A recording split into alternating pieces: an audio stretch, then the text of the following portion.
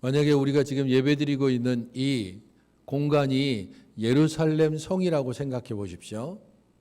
근데 지금 이 공간 바깥에 거기에는 로마군들이 완전히 포위를 하고 있습니다. 밖에 나가면 로마군의 활이든지 창에 찔려 죽을 것이고 아니면 항복한 자로서 포로로 끌려가게 될 겁니다. 우리 안에서 이제 로마의 포로로 그 포위가 된 지 이제 몇 달이 지나고 점점 성 안에 양식이 떨어져 갑니다. 하루가 다르게 양식값이 점점 치솟고 사람들 사이에서는 그 먹는 것 때문에 서로를 믿지 못하는, 바로 옆에 앉아 있는 사람이 혹시라도 내 양식을 훔쳐갈까 봐 서로에게 대하여서 의심의 눈초리를 계속해서 보냅니다. 지도자들은 매일 모일 때마다 어떤 사람은 끝까지 항전해야 된다, 싸워야 된다라고 이야기하고, 어떤 사람들은 이건 미친 짓이다, 그냥 빨리 항복하고 포로로 끌려가더라도 우리 어떻게든 살아야 되지 않겠느냐, 이러면서 전쟁을 주장하는 사람과 이제 항복하자고 하는 사람들로 지도자들도 나누어져 있습니다. 고통받는 것은 순전히 일반 평민들의 몫입니다. 매일매일 치솟는 물가, 그리고 기름값, 여러 가지로 사람들을 힘들게 하는 가운데 절망의 날들을 보내고 있습니다. 성 밖에 있는 로마군들은 불을 피우고 음식을 먹고, 그들이 먹는 음식의 냄새가 우리에게 올라올 때마다 도대체 하나님이 우리 가운데 정말 계실까? 하나님께서 정말 우리들을 택하여 주신 것이 맞는가? 거기에 대해서 점점 절망할 수밖에 없습니다. 그런 그 중에 특별히 어느 한 무리들이 있었습니다. 그 무리들은 이상하게 절망하지도 않고 서로 자기 음식이 뺏기지 않으려고 그렇게 아등바등하는 가운데서 몇 되지 않는 음식을 서로 나누고, 또한 가난한 자들이나 병약한 자들을 돌보는 일들에 앞장서 왔던 사람들입니다. 그들에게는 전혀 절망의 빛을 찾아볼 수 없습니다. 그 사람들은 참 이상하게 우리들이 계속해서 핍박해 왔는데 그럼에도 불구하고 우리를 향해서 대들지 않고 혹은 함께 욕하지 않았던 사람들입니다. 그들은 이단이었습니다. 이전에 거의 40년 전쯤에 로마 군인에 의해서 처형당한, 그것도 끔찍한 십자가에 처형당한 예수라는 사람을 믿고 있는 이상한 이단들입니다. 그런 사람들이 이 절망의 시기에 여전히 얼굴에서 소망이 없어지지 않고 그들의 마음속에 무엇을 담고 있는지 몰라도 적어도 그들을 볼 때마다 쟤네들은 정말 죽음이 두렵지 않나, 저렇게 음식을 나누다가 자기들은 뭘 먹으려고 저럴까, 그런 걱정을 충분히 가지게 할 정도로 그들은 서로 사랑하고 또 함께 도우면서 이 어려운 시기들을 지나고 있습니다. 용기를 내서 그 사람들에게 한번 가봤습니다. 너네들 도대체 뭐 때문에, 저 밖에 있는 로마군 보이지 않아? 그들이 언제든지 쳐들어와서 우리를 죽이거나 혹은 포로로 끌고 갈지 모르고, 우리가 하나님의 택한 백성으로서 정말 저 성전이 있고 하나님께서 그곳에 계시다면 우리를 지켜주셔야 되는데 이런 절망의 날들이 계속 지내고 있는 가운데 너네들은 도대체 왜 그 얼굴빛이 변하지 않고 얼마 되지 않은 양식을 어떻게 서로 나눌 수 있냐고 물어봤습니다. 그러자 한 사람이 이걸 한번 읽어보라고 두루마리를 하나 주는 겁니다. 이게 뭐야? 여기에 답이 있습니다. 도대체 이게 뭔데? 그러면서 두루마리를 쫙 한번 펼쳐봤습니다. 그 두루마리의 첫 번째 글귀가 이렇게 시작됩니다. 하나님의 아들 예수 그리스도의 복음의 시작이라. 하나님의 아들 예수 그리스도 복음의 시작, 마가복음의 말씀이 거기에 적혀 있었습니다. 도대체 뭐가 복음이냐? 하늘에서 양식 떨어지는 게 복음이고, 하나님께서 옛날에 그랬듯이 만나와 메추라기를 내려주면 복음이지만, 여전히 하늘은 쨍쨍하고 여전히 로마군들은 우리들을 포위하고 있고, 사람들은 서로 의심하고, 굶어 죽는 사람들이 하나씩 둘씩 생겨나기 시작하고, 여전히 지도자들은 모이면 싸우자, 항복하자 이러면서 싸우고 있는 이 예루살렘 성에서 도대체 뭐가 복음이냐라고 그렇게 마음에 울컥울컥하면서, 이게 도대체 무슨 해답이 되고, 이게 우리를 무슨 지금 이 힘겹고 어려운 상황 가운데서 이끌어갈 수 있는가? 두루마리를 그냥 확 내팽개치고 돌아서고 싶었는데, 그 다음을 한번 읽어보십시오 라고 하면서 그 사람이 너무 평온한 얼굴로 이야기를 하는 겁니다. 어쩔 수 없이 그 다음 말씀들을 읽어가면서 예수 그리스도의 복음이 어떤 것인지를 차츰차츰 깨달아 갑니다. 성도 여러분, 비록 우리가 주후 70여 년쯤 로마군에 의해서 포위되어진 예루살렘 성에 있지는 않았겠지만, 그래서 하루하루 절망 가운데 아침에 일어나고, 그리고 탄식 가운데 저녁에 눕는 그런 하루를 보내고, 의심하며 배고르며 하나님이 정말 어디 계신지 탄식하는 그런 날들을 보내지 않는다 할지라도, 2019년 12월 8일 주일 예배를 드리는 오늘 우리들 중에 나는 너무 행복하고 즐겁고 아무런 걱정 근심이 없고, 그래서 나의 아침과 저녁이 너무도 평탄하고 즐거워 매일매일 노래와 찬양이 끊이지 않는다라고 그렇게 고백할 수 있는 사람 별로 없을 겁니다. 혹시 새로 결혼한 우리 경연이하고 혜지자매는 그런 날들을 보내고 있는지 모르지만, 한 달 전에 결혼한 우리 황강도사님이나 사모님도 혹시 그런 날들을 보내고 있을지 모르지만, 우리들 중에 어느 누구도 걱정과 근심으로 매일의 삶을, 그리고 우리의 날들을 지내지 않는 사람들은 거의 없을 겁니다. 그런 그들에게 마가복음의 이 말씀은 복음을 우리에게 전해주고 있습니다. 예수 그리스도 하나님의 아들의 복음에 대해서 이야기를 하는 것입니다. 이렇게 하나님의 아들의 복음에 대해서 이야기하면서 과연 무엇이 복음인가? 우리에게 들려진 말씀이 복음이고 우리에게 전해질 말씀이 복음이라는 사실에 대해서 이야기합니다. 그래서 오늘 우리가 읽은 이 마가복음 1장 2절부터 8절까지의 말씀은 우리들을 과거와 현재와 미래로 차츰차츰 이끌어가고 있습니다. 이전에 전해졌던 말씀, 지금 외쳐지고 있는 말씀, 그리고 앞으로 우리에게 들려질 말씀에 대해서 이야기하면서 이 모든 것이 우리에게 참된 복음, 하나님의 아들 예수 그리스도의 복음이라고 말하고 있습니다. 과거에 들려진 말씀이 어떤 것인지 2절, 3절 말씀을 한번 여러분 같이 읽어보시기 바랍니다. 2절, 3절입니다. 시작.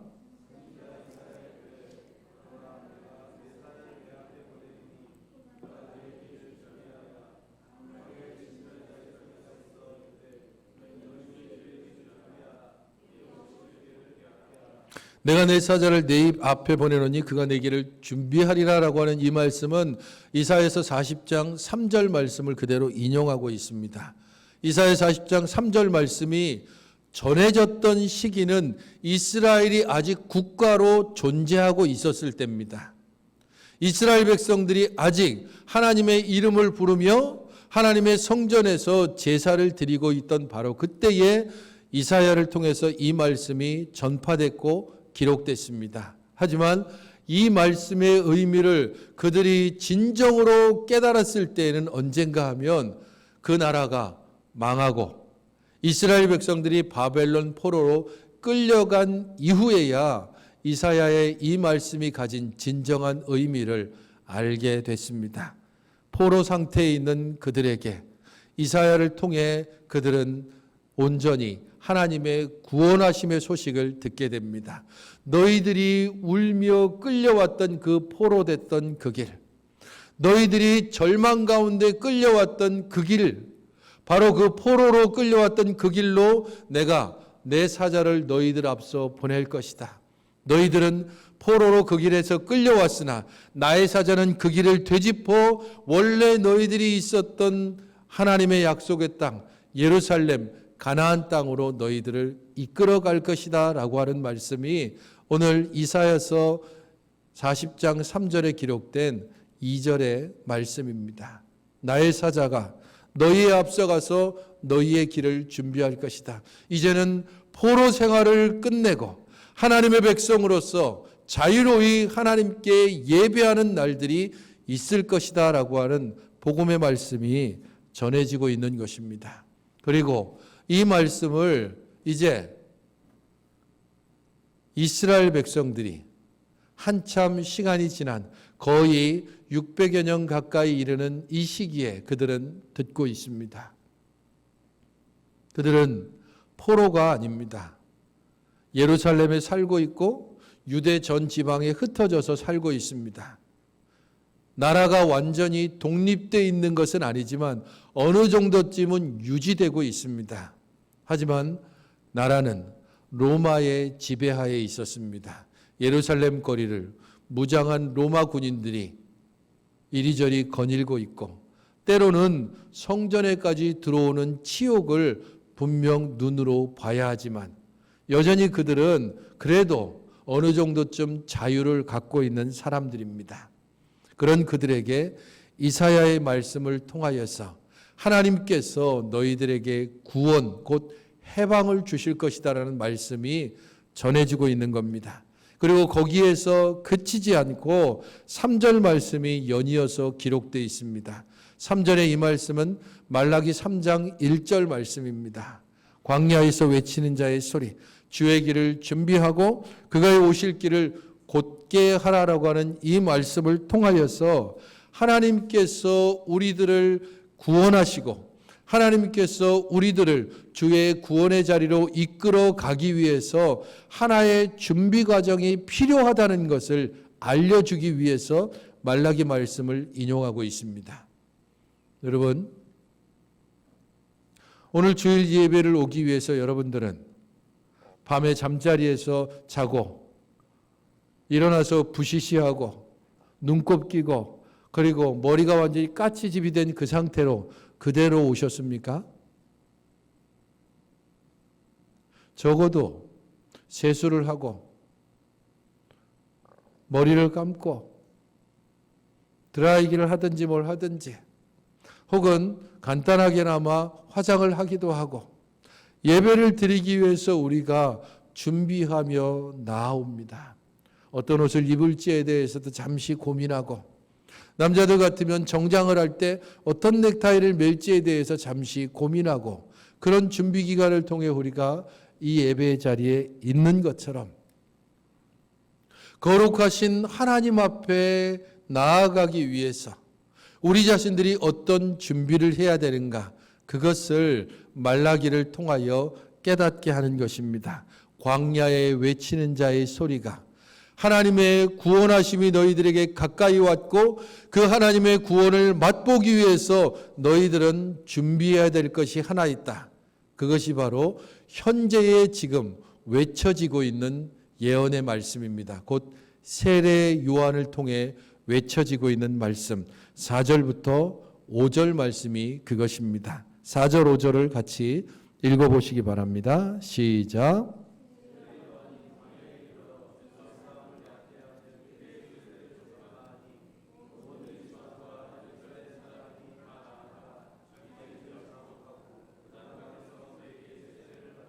이스라엘 백성들 대부분이 하나님 앞에 간절히 기도하는 것이 있었습니다. 적어도 이 말씀이 기록되고 사람들에게 읽혀지고 있던 그 당대에 대략적으로 주후 65년부터 70년 정도쯤으로 추측되어지는 마가복음이 기록되었을 그 당시의 사람들에게 있어서 로마의 압제는 치욕이었고 하나님 앞에 간절히 저 로마 군들이 이 땅 가운데 물러나기를 간절히 하나님 앞에 기도하고 있었습니다. 그러면서도 그들은 일상 가운데서 하나님의 말씀을 열심히 지키는 이들도 있고 하나님의 말씀과 상관없이 살아가는 사람들도 있었습니다. 로마로부터 독립하기 위해서 목숨을 걸고 독립운동을 하는 열심당원들도 있었고 이것이 기회다라고 생각하며 로마에 필붙어서 살아가는 그러한 매국노들도 있었습니다. 그런 그들에게 갑자기 광야로부터 외치는 자의 소리가 유대 지방에 들려지기 시작했습니다. 낙타 털옷을 입고 메뚜기를 먹고 그리고 지천에 널려 있는 야생 꿀을 먹고 사는 사람. 그 사람이 외치기 시작하는 회개하라. 천국이 가까이 왔느니라고 하는 이 말씀이 사람들의 가슴을 차츰차츰 때리기 시작했습니다. 저 로마 군인만 물러가면 우리들이 가지고 있는 이 문제만 사라지면 그러면 다 해결될 것처럼 생각되는 우리들에게 하나님의 나라라고 하는 전혀 새로운 잊고 있었던 것들이 들려오기 시작했습니다. 땅의 문제에 그리고 우리들의 일상의 문제에 푹 파묻혀 있던 우리들에게 하늘의 음성이 들려지기 시작한 겁니다. 왜 살아가는지 우리들이 어떤 존재인지에 대해서 다시 한번 깨닫게 하면서 회개하라. 천국이 가까이 왔느니라고 하는 세례 요한의 말씀은 그 말씀을 듣는 사람들의 마음을 점점 흔들어 놓았습니다.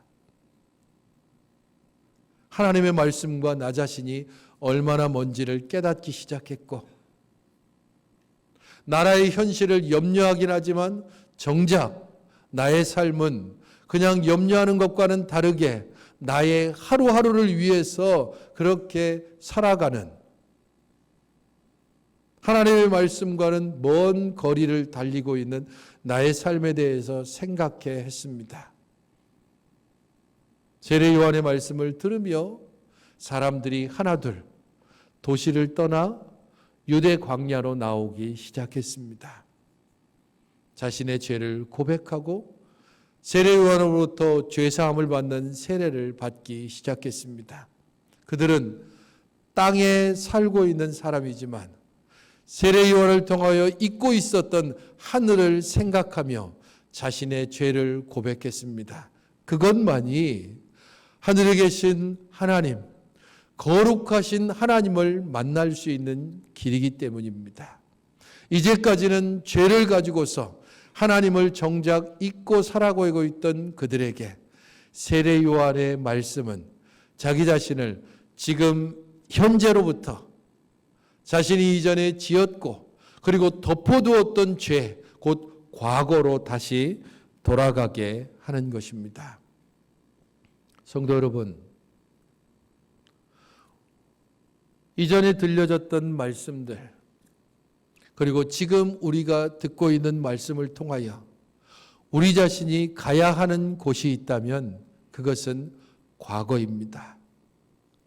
우리가 얼마나 추악한 자들인지, 우리의 이 죄를 가지고서는 하나님을 만나볼 수 없다는 사실을 끊임없이 기록된 말씀과 이 예배 시간에 전해지는 말씀을 통하여 우리 자신들은 우리를 끊임없이 과거로 그러면서 하나님께로 소망을 두는 자로 살아가게 해야 합니다.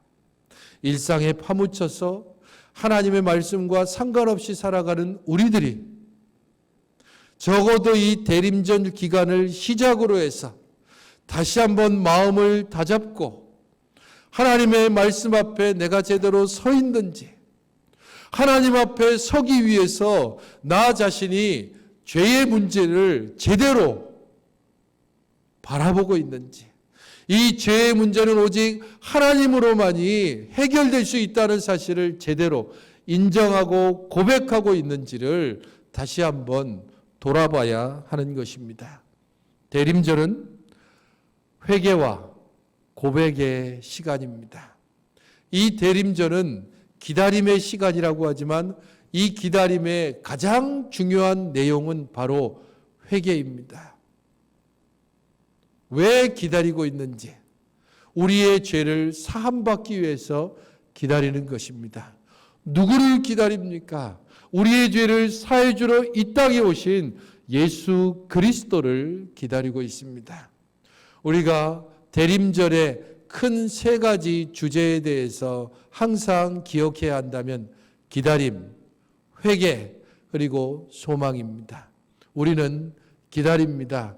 소망의 예수 그리스도를 어떻게 기다리는가? 회개함으로 기다리는 것입니다. 그가 우리 가운데 오시기 위하여 우리의 죄를 회개하고 우리의 죄를 내어버리고 우리의 죄를 하나님 앞에 그대로 고하면서 주님, 이 죄 많은 우리들에게 주께서 온전히 오시옵소서라고 기다리며 회개하는 시간이 대림절 기간입니다. 그러므로 우리는 이 대림절 기간 동안에 끊임없이 주의 말씀을 이전에도 듣고 지금도 계속해서 들으며 우리의 연약함과 우리의 죄를 주 앞에 돌아보며 회개하는 시간을 가져야 합니다. 그러면서 우리가 들어야 할 진정한 미래의 말씀에 대한 소망을 기다려야 합니다. 세례 요한은 바로 그것을 우리에게 알려줍니다. 7절, 8절입니다. 그가 전파하여 이르되 나보다 능력 많으신 이가 내 뒤에 오시나니 나는 굽혀 그의 신발끈을 풀기도 감당하지 못하겠노라. 나는 너희에게 물로 세례를 베풀었거니와 그는 너희에게 성령으로 세례를 베푸시리라. 아직 들려지지 않았지만, 아직 나타나지 않았지만 곧 오실 그분, 물로 세례를 베풀어 죄를 깨닫게 하지만 죄를 완전히 사하게 하지 못하는 것이 세례 요한의 세례입니다. 그러나 내 뒤에 오실 분이 있다. 나보다 능력이 많으시다. 나는 물로 세례를 베풀었지만 그는 성령으로 세례를 베풀었 것이다 라고 말씀합니다. 얼마나 능력이 많으신지 나는 굽혀서 그의 신발끈을 풀기도 감당하지 못한다. 사람들은 세례 요한에게 몰려왔습니다. 그리고 그가 자기 자신을 구원할 자인 것처럼 그를 높이기 시작했습니다. 그때의 세례 요한은 내가 아니고 나의 뒤에 오실 분에 대해서 말씀합니다.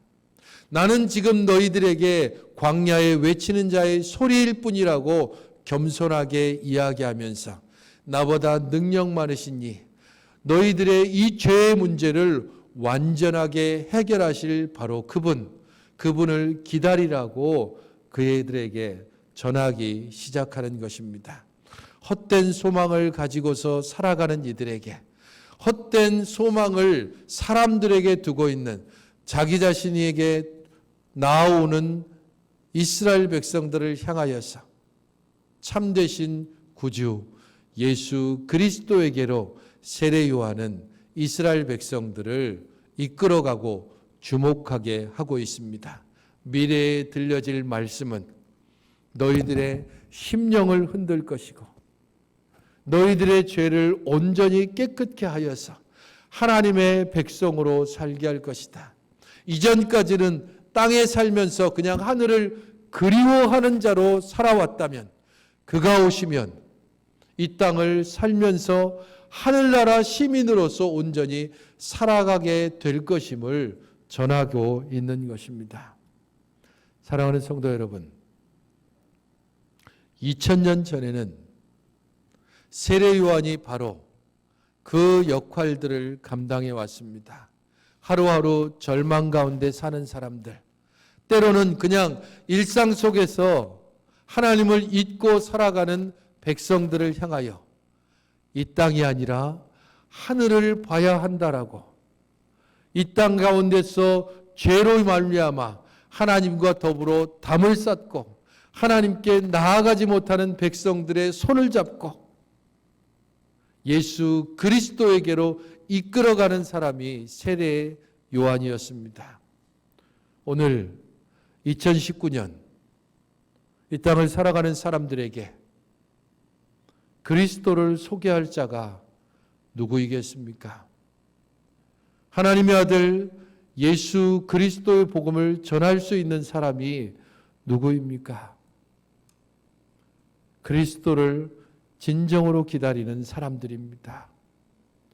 그리스도를 그 마음에 영접하기 위하여 죄를 회개하며 하나님 앞에 겸손히 엎드려 주의 말씀을 기다리는 하나님의 사람들만이 이 땅의 사람들에게 진정한 구세주 예수 그리스도를 전할 수 있습니다. 우리가 바로 그런 사람들입니다. 대림절의 모든 기간 동안 그리스도를 기다리며 우리의 죄를 회개하며 참된 소망을 붙들고 살아가는 우리의 모습을 통하여 우리는 세례 요한처럼 이 땅에 그리스도를 전하고 있는 것입니다. 그냥 하루하루 소망 없이 살아가는 이 땅의 사람들에게 진정한 소망이 무엇인지를 알게 하기 위하여 참된 소망을 마음에 품고 이 대림절 시작으로 해서 주 예수 그리스도를 우리의 마음속에 받아들이고 주 예수 그리스도를 때를 얻든지 못 얻든지 그의 복음의 말씀을 힘써 전하는 참된 하나님의 백성으로 이 시대의 세례 요한으로 하나님 나라의 복음을 온전히 전하는 여러분들이 되시기를 주의 이름으로